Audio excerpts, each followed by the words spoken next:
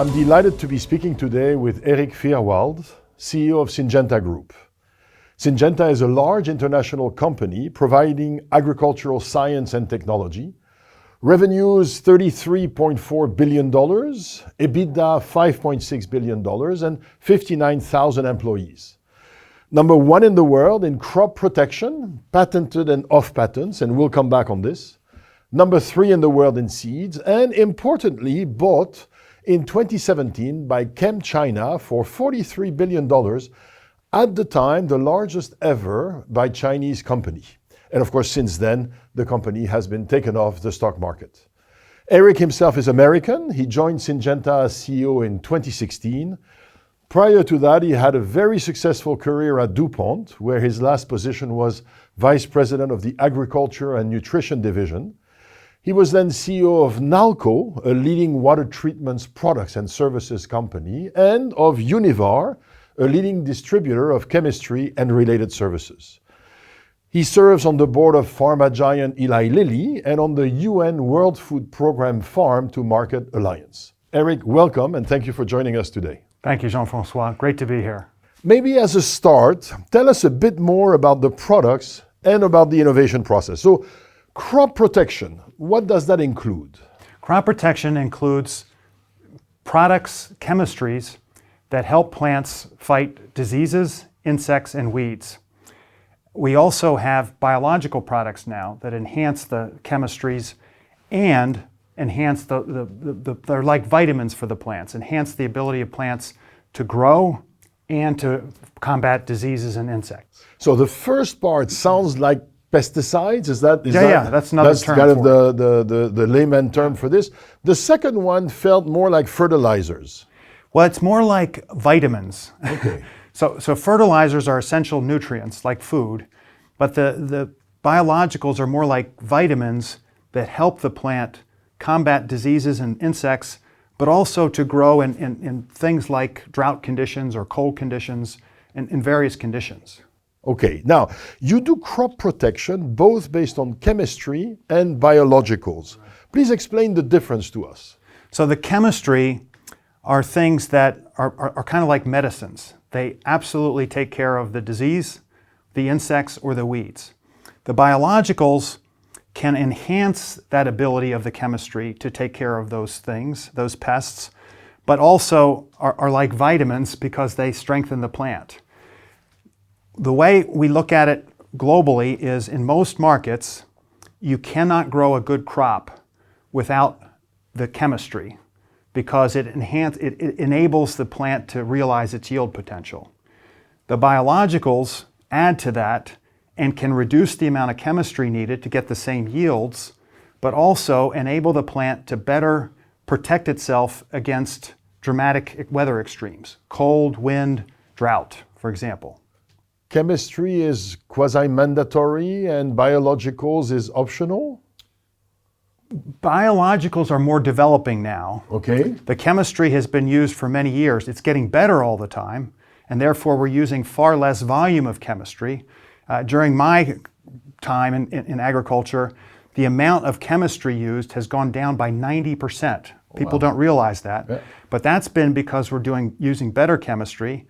But now the biologicals is something people have really started to work a lot more on in recent years as we've developed a better understanding of soil health and the plant dynamics of how the plant grows and how you can enhance that with biologicals, vitamins, and enable the plant to better defend itself. And by doing that, use less chemistry.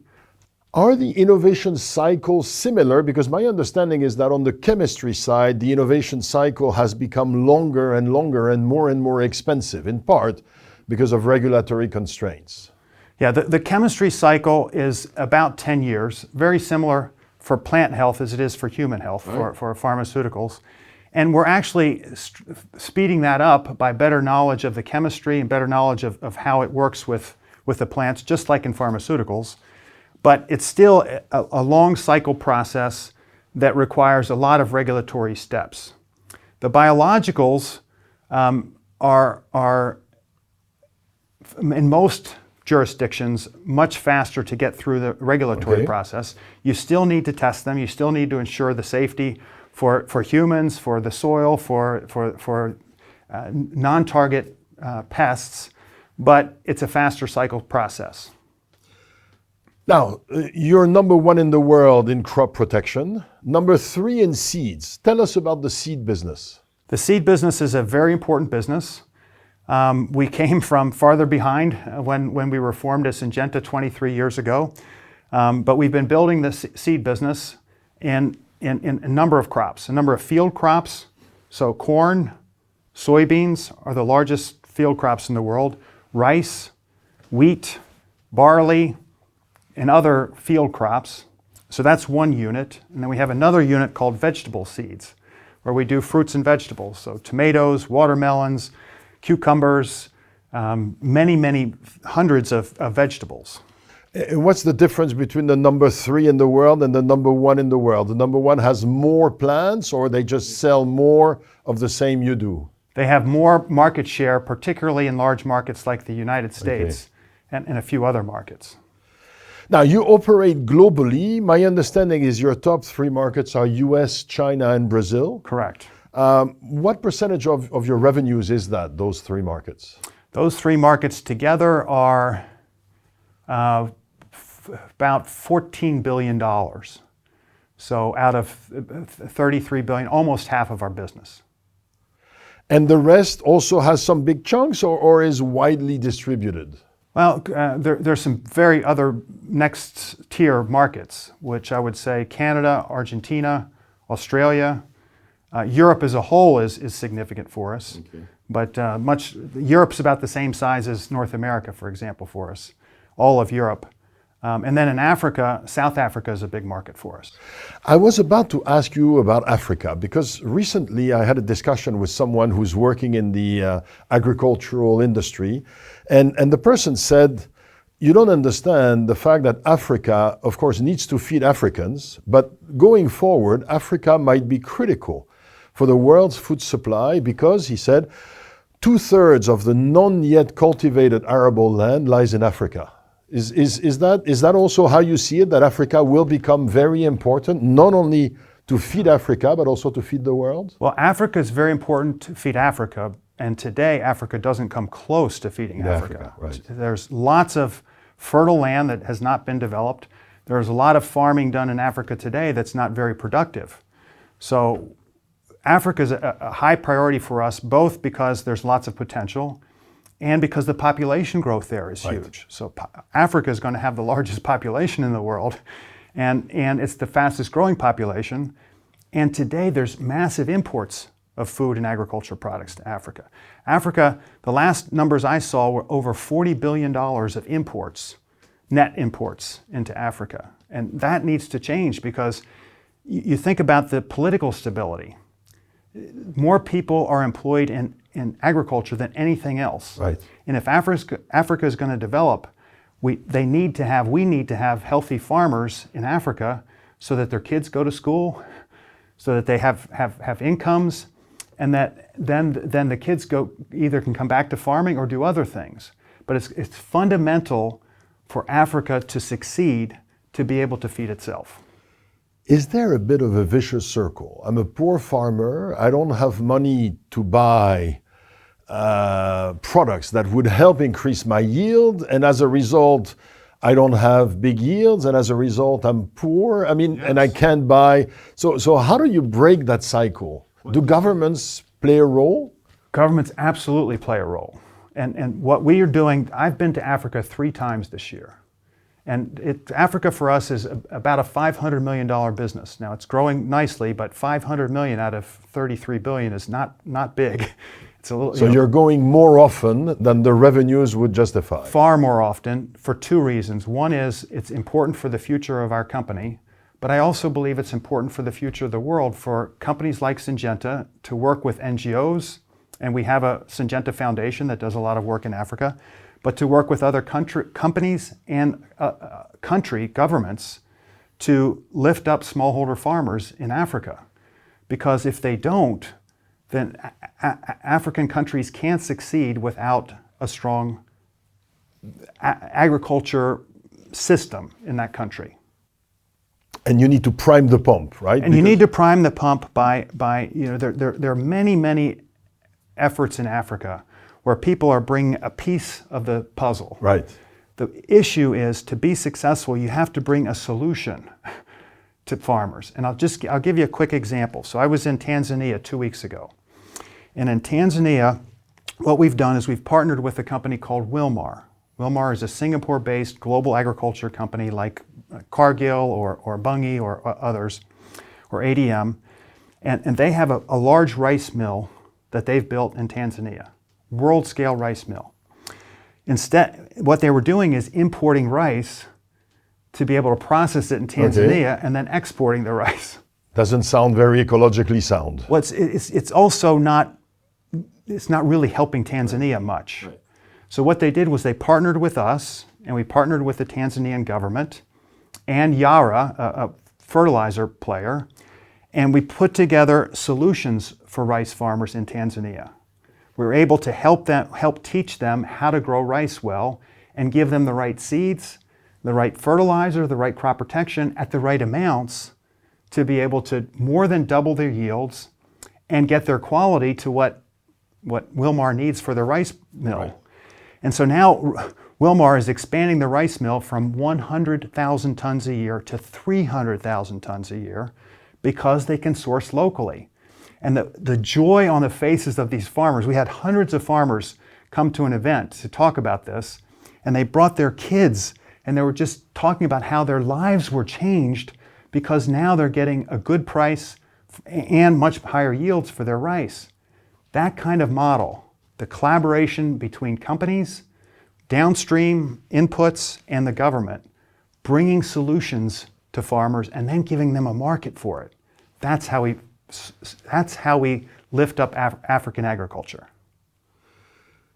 Very inspiring. Now, please tell us about the competitive landscape. I know you have 3 major global companies, Bayer, BASF, and Corteva, which I think is the product of the merger between Dow and DuPont. How concentrated is the competition? How much of the market do the 4 of you represent versus more local and regional players? The 4 of us represent the 4 companies that are doing global research in both crop protection, chemistry and biologicals, and seeds. So there are many other companies in regions. For example, KWS in Germany is a significant seed player. Limigran in France, significant seed players. UPL in India is a global crop protection off-patent player, not heavily into research, more than just applied. So there are many competitors, but we are the global R&D focused companies. And that's really important that the world continue to have significant R&D in both seeds and crop protection, both biologicals and chemistry, to enable us to ensure food security and have agriculture part of the solution to climate change. And both are critically important to the world. And are the 4 of you like 80% of market share totally globally? No, more like less than 50%. Okay. So there's still a fair amount of local and regional competition. Sure. Now, 2017 takeover by ChemChina. You were supportive of it at the time. Please tell us what benefits you were hoping to obtain from this very significant transaction. Well, I'll set the context quickly. So Syngenta at the time was not performing well, had a long history of really good performance and then a period of not so great performance. And then Monsanto from the United States tried a hostile takeover of the company. In fact, at the time, Michel Desmarais was our chairman, and he and the board, it was before I got here, he and the board decided that they didn't want to join Monsanto. They believed that Monsanto would have wiped out the company, essentially, would have just taken the technology and moved ahead and wiped out Syngenta, essentially. And at the same time, ChemChina came along and made a bid, all cash bid, at roughly the same level as Monsanto was bidding, but promised to keep Syngenta. Right.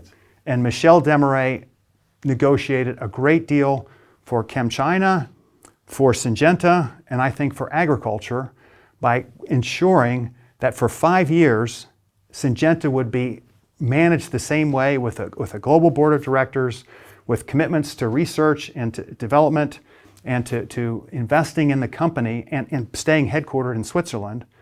And that 5 years has come up, but everything that was agreed to has continued. So Syngenta has stayed Syngenta. But that explains how we fought one bid with another, but it doesn't tell us what were the advantages to being acquired by ChemChina. Well, the one big advantage, aside from not being acquired by Monsanto. Yeah.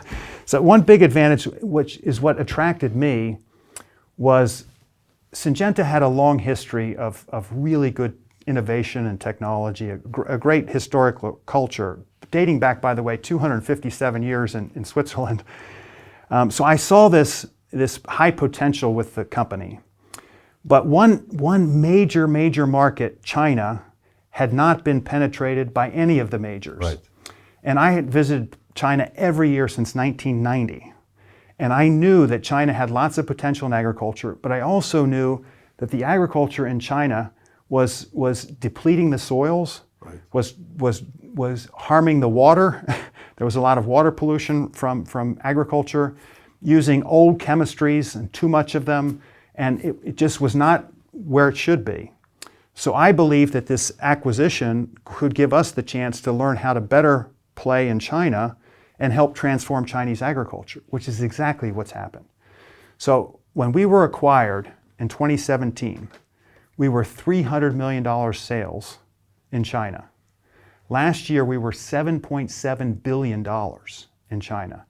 And the way we've been able to do that is by the same thing we're talking about in Africa, bringing solutions to farmers. Instead of just products, we've created something called the MAP system, the Modern Agriculture Platform System, which are retail outlets, we call them farmer solution centers, where we help farmers analyze their soil, understand what crop to plant. We get them their seeds, their crop protection, their fertilizer.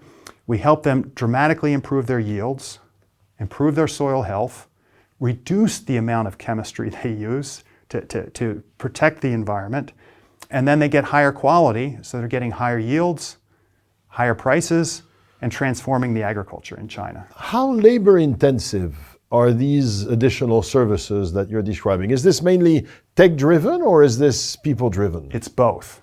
And that's the secret. Because I've seen around the world, in Africa and other parts of the world, digital-driven solutions, if they're only digital, they don't work. If they're not digital, if they're only people-driven, they don't work because you can't leverage the scale. So there's hundreds of millions of farmers in China.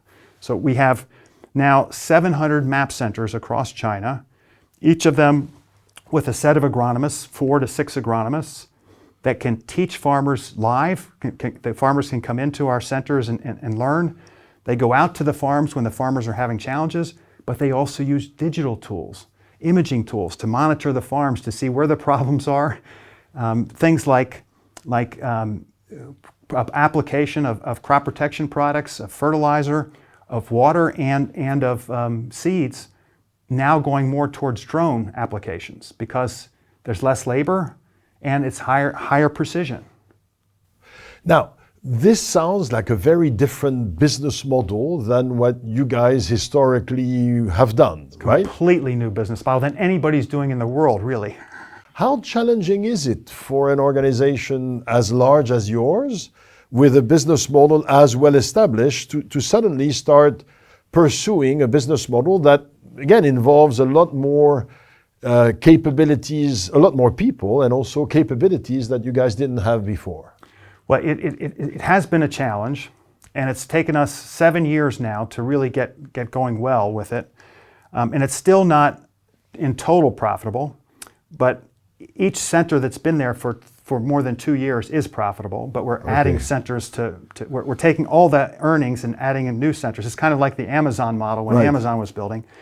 But we were ideally situated to do this because of the ownership allowed us to get support from the Chinese government that really wanted to see this transformation. our product technology, we understand the seeds, the crop protection. By the way, we're also the largest fertilizer producer and company in China. That capability and our agronomic experts gave us the capability to do it. And then we hired and joined up with some other companies with the technology, the digital component. And so we've got a lot of collaboration partners with us there. And that means an ability to partner. A huge ability to partner with governments and with finance companies, with digital companies, insurance companies, to put together the solution, and then downstream with the food companies that have the demand. And that whole system, it's taken us 7 years to figure it out, but it keeps getting better.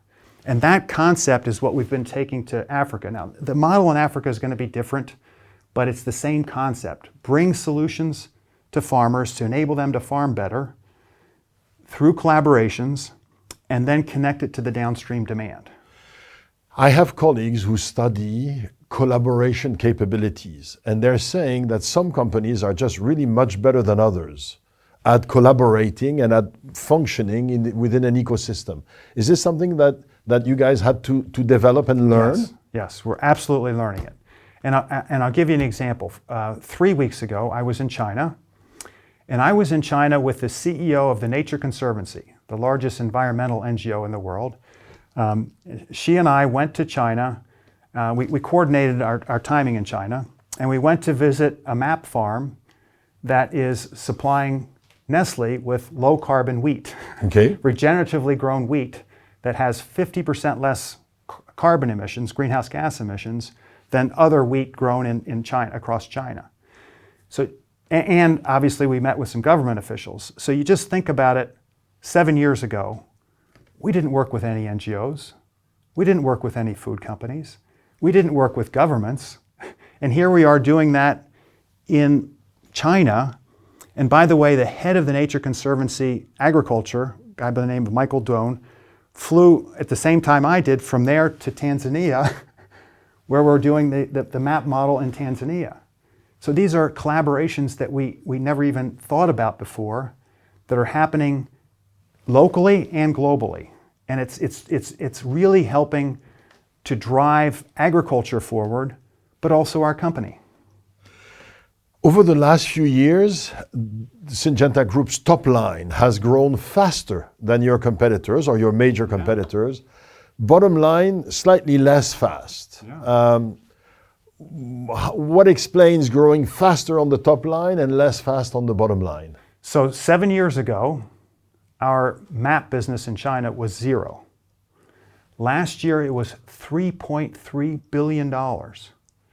Now, the underlying profitability of the stores that have been there for a few years is healthy, but we're plowing all that back into the business. So that $3.3 billion is coming with essentially no profitability today, but we're building a model that will produce very good growth and profits for many, many years to come. So it's a choice. You've chosen to reinvest more aggressively than you might have otherwise. Yes, and we've also invested more in R&D. We're now spending almost $2 billion a year in research and development, in seeds, crop protection chemistry, also in biologicals, but also in these models, these building these new models. Now, let's get to the heart of the matter at a global scale. And let me tell you how I understand the situation and your position. Number one, the world needs a growing amount of food to provide enough food for its growing population. Number two, the world also needs the agricultural sector to reduce its carbon footprint if we are to, again, try to contain the temperature rises. Three, farmers all over the world are increasingly facing more challenging conditions, from more weather extremes to water shortages to pests to regulatory constraints. So fair so far? Yeah. Now, what I understand from your position, and you're saying, look, in light of number three, which is the farmers have a harder job than before, we cannot satisfy objectives 1 and 2, meaning enough food, reducing the carbon footprint, using conventional agricultural methods, including plowing. Please explain to us why this is so. Because we need higher yields to feed the growing population. We don't want to increase farmland. We actually would like to reduce farmland to return more land to nature. We want to stop deforestation, of course. So to have higher yields with the weather extremes that are happening more, there's much more drought, there's much higher temperatures, there's much higher wind events and flooding and all kinds, and often multiple events, extremes in one season. So the agriculture needs to be more resilient and have higher yields and reduce the greenhouse gas emissions. So how do we do that? What we talk about, and many others are talking about it too, is go from conventional to regenerative agriculture. Regenerative agriculture meaning regenerate the soils, get the soils healthier, get them more alive, more microorganisms, so the plants can better hold water, the plants can better access water from soils, and do that under extreme weather conditions. It's just some of the practices that have shown deliver the outcomes that we're looking for. Higher yields, healthier soils, lower greenhouse gas emissions are things like no tillage, low or no till. Don't plow the soil. Leave the soil alone so it can better have the microorganisms, the healthy organisms, and don't plow it and let the CO2 or the greenhouse gas emissions come out. That was a surprise to me. I'm not an agricultural specialist, but I've always assumed that you had to plow the land and you had to turn it over. You don't have to. And when you do plow it, you get a lot more erosion, as you can imagine. So not plowing it keeps the carbon in the ground. Okay. And what you do is you leave the stover, what's left over, the straw from the previous, when you harvest the crop, there's some straw left over. You can see the fields that have been harvested. You leave that so that carbon stays. You don't get rid of that. And that provides more carbon for the soil. And then what we're doing now too is more crop rotations. So instead of, in some farms we're growing corn after corn after corn, you go corn and then beans.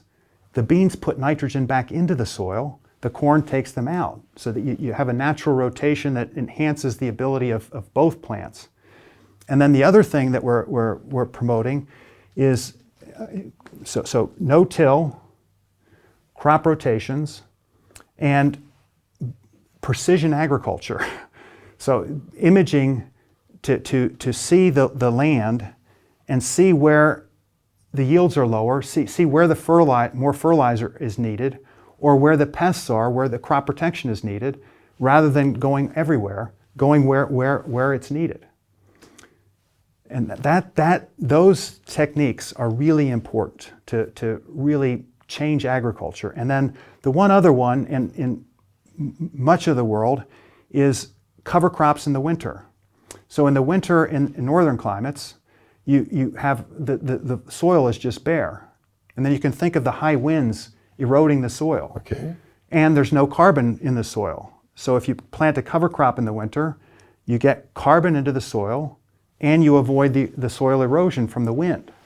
So that's another technique that adds. When you do all those things, you dramatically reduce the greenhouse gases, and as the soil gets richer, you increase the yields and the resilience to weather extremes. It sounds like an interesting combination of stuff that we've known for a long time, so the best of old techniques, but also enriched by modern capabilities. Yeah, many of these concepts, like the crop rotations, for example, and even the cover crops, organic farmers have been using it for years.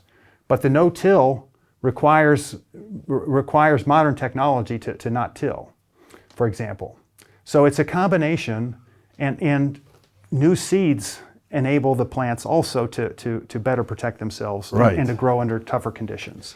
And so it's a combination of that. And that, of course, is where some of your gene editing comes in, right? And this, of course, is making a lot of people nervous. But clearly, you have a strong belief that genetically modified seeds will indeed be a cornerstone of the solution for the world.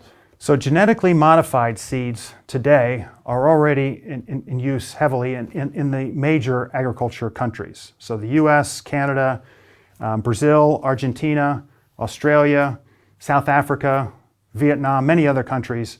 China is now converting to GMOs. But Europe will not go GMO. But what GMO is you take a gene from another organism, normally a bacteria in soil, and you put it into the plant. So you take a gene from a bacteria and you insert it into corn or cotton or soybeans. That's GMO. Gene editing, you take the corn or the soybeans or the cotton and you modify a gene within it. You don't take a separate gene. Okay. So that seems to be more acceptable to consumers, for example, in Europe, and to many thought leaders that are talking about these issues, because that gene that you modify will modify over time naturally through mutations. Now, it may take 2 years, it may take 5 years, it may take 100,000 years, but that gene sometime can mutate to the position that it will be with that gene editing. So gene editing is, in a way, a more deliberate action than nature provides, but it is along the same lines. I think the way to describe it is accelerated evolution. Right, accelerated and guided evolution. Accelerated and guided evolution that you then have to obviously make sure that the plant is doing the right things and is healthy. So there still should be regulation of gene editing, but I think it's going to have a wider acceptance around the world. Now, in fact, I read that the regulators are developing a new breeding techniques framework, NBT, which may indeed enable more technology-driven innovation. Is this around this notion of gene editing, or is this something else? No, gene editing is at the heart of that NBT initiative. So that's one of the positives, from your point of view, in the position of regulators. Yes. Now, European regulators are also pushing for more organic agriculture. And I've heard you say, and I've read you as saying, look, I sympathize, but you've got to understand organic is not the solution to producing more food with a lower carbon footprint. Correct. Why not? I believe that strongly because the data demonstrates it. Now, I'm not against people that want to have organic food having organic food, but it costs significantly more, and people are willing to pay 30% more or whatever in the grocery stores around where I live, so fine. But organic practices, on average, have about 30 to 35% lower yields. So to have the same amount of food output, you need 30 to 35% more land. And because you're plowing, going over the fields more, in many cases, there's significantly more greenhouse gas emissions. Now, when you look at the food companies, they're all committing to Science-Based Target Initiative greenhouse gas reductions. Go to their websites, Nestle, Walmart, Pepsi, Unilever, every one of them. What are they driving? Regenerative agriculture. Why? Because they believe it's the right thing, and because they've got to meet their greenhouse gas emission targets, which includes the supply from farms. So they're supporting farmers to convert to regenerative agriculture because it reduces the greenhouse gas emissions. Look at all those websites. How many do you see with big organic increase goals? I don't see them for the major global food companies. Now, some of our viewers might think, yeah, of course he would say that because he doesn't have organic products. But you do, actually. We do. And because I remember in a previous conversation, you said to me, look, if the world wants organic, I'll sell them organic. I'm just telling you, it's not going to help us meet our goals. Organic actually has a higher price, significantly higher price at the consumer.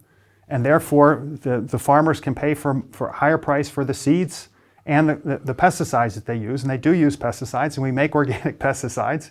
And they use a lot of pesticide.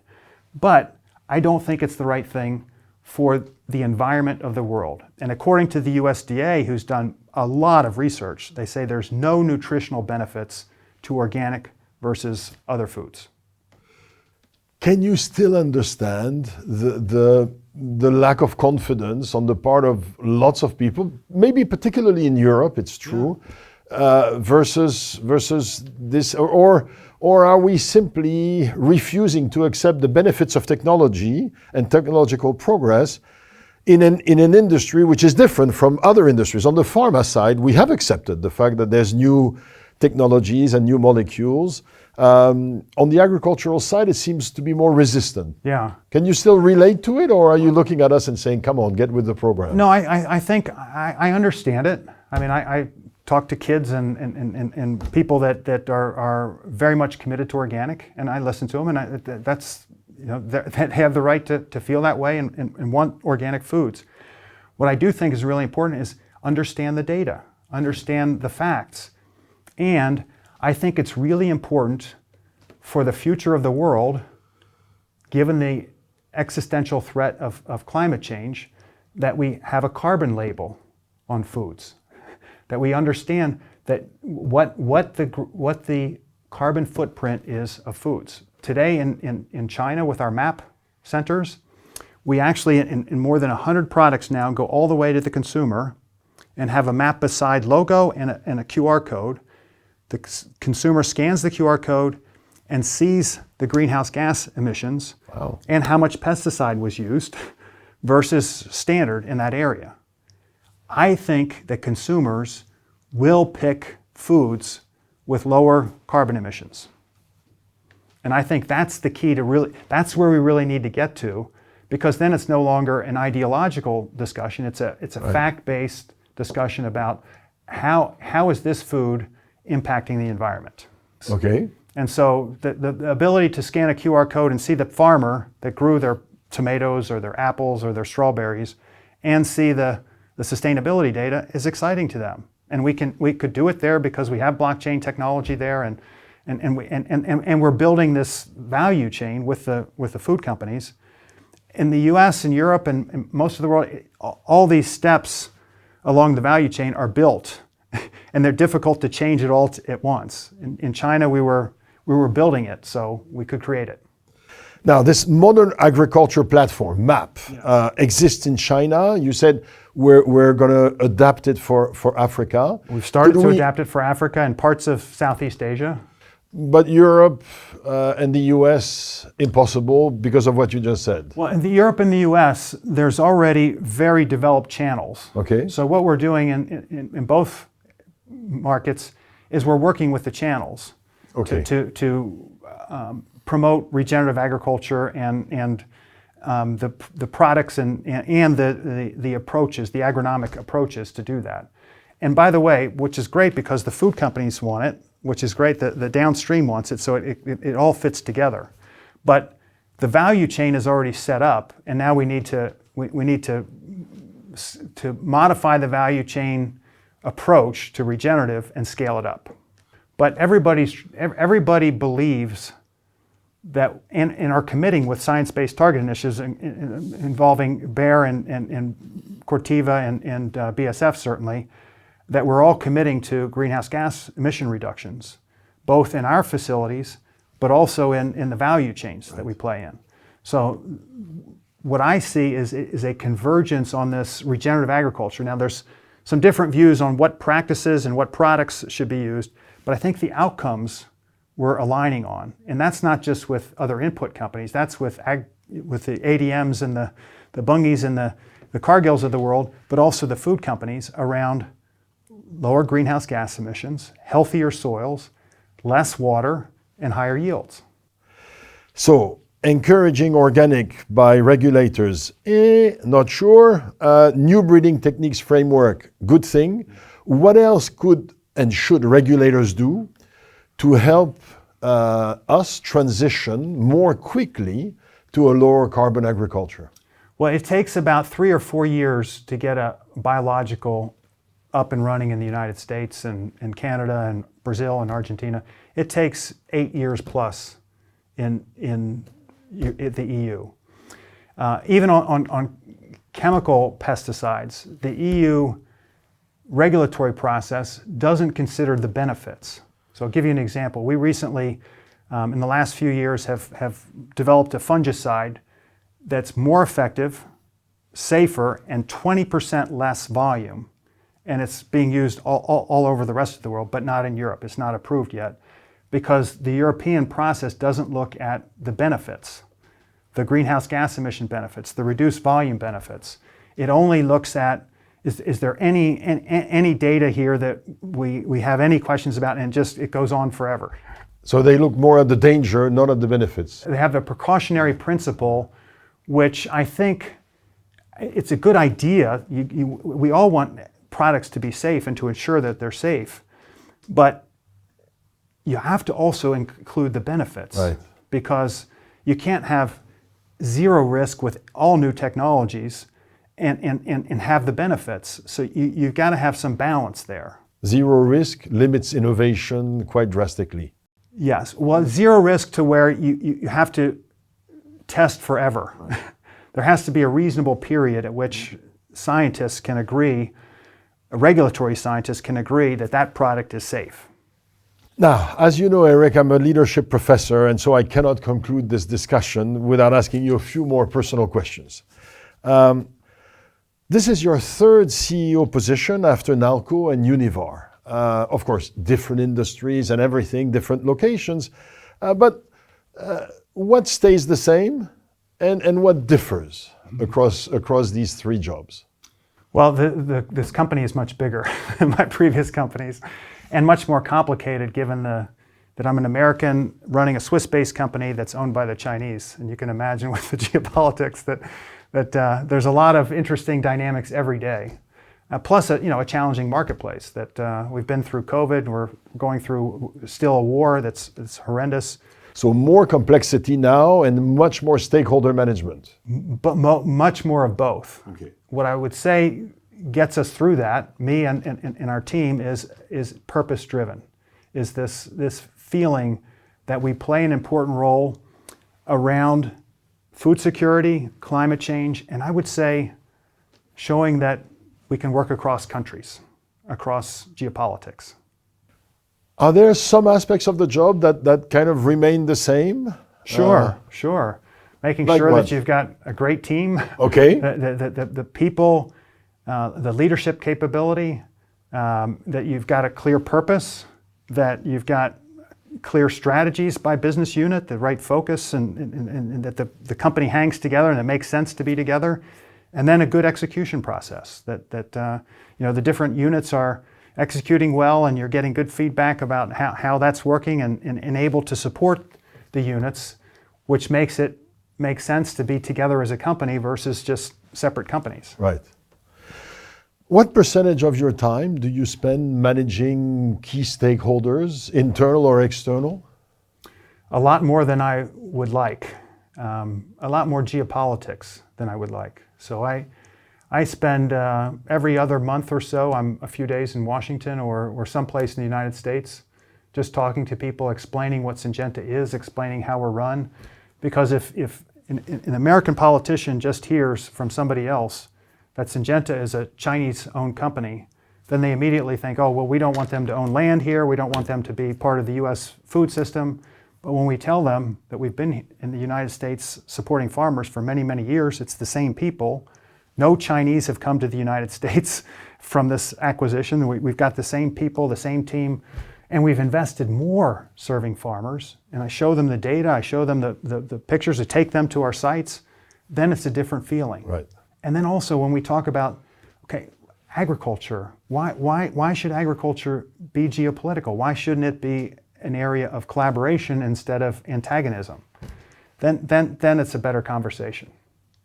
But that has to take place live. It doesn't work with advertising or articles in newspapers. It has to be person to person with trust that we're Americans that care about American farmers. We're global citizens that care about the world. Now, you've mentioned traveling to Africa, to China, to the US, everywhere. This sounds like a job that is physically, mentally, and emotionally taxing. Yeah. What are some of the routines or rituals or practices that help you to stay at your best amidst all this stress and all this traveling? Well, one great thing about having my base in Switzerland is go up in the mountains, Okay. winter or summer, and just be out in nature. You know, it's wonderful to get out in nature and walk, or I like to jog or ride a bike or swim, anything, and just be in nature and get some exercise and clear your head. That to me is really, really important. But also to get away from our business and read other things, read biographies or go and have conversations with people about things other than agriculture, and just open your mind. Like being here today, just having a conversation with you about IMD and what's going on in academics around the world. To me, that's helpful to get out of the day-to-day grind and just stretch your mind and then come back fresh. Last question. You love your job because? Because I believe that we have an important purpose. I wake up every morning thankful that I'm part of a team of 59,000 people that collaborate with NGOs, with governments, with other companies to help serve farmers around the world. And I think that's really important. And how much of your time do you spend about this versus do you spend thinking, and we also have to show a return on investment on this, that, or the other? Well, I'll show you when we're done here a picture of being in the fields in Tanzania, or whether I was in the fields of China or the fields of the United States, Brazil, all around the world, or here in Switzerland. There's nothing that brings me more joy than being out with farmers, hearing their stories about how they're growing food for the world and doing it increasingly in environmentally friendly ways. And that to me is so motivating and so important. And profit is the result of a job well done. And profitable growth over time is a result of a job well done, and that's important, but it's the purpose in serving the farmers, and then the profit is a result. The profit isn't the driving force. It's not the purpose. It's the result of doing the other things well. Erik, thank you for your time. Thank you for your commitment, and of course, best wishes of luck to you and to your Syngenta Group colleagues. Thank you again. Thank you, Jean-François.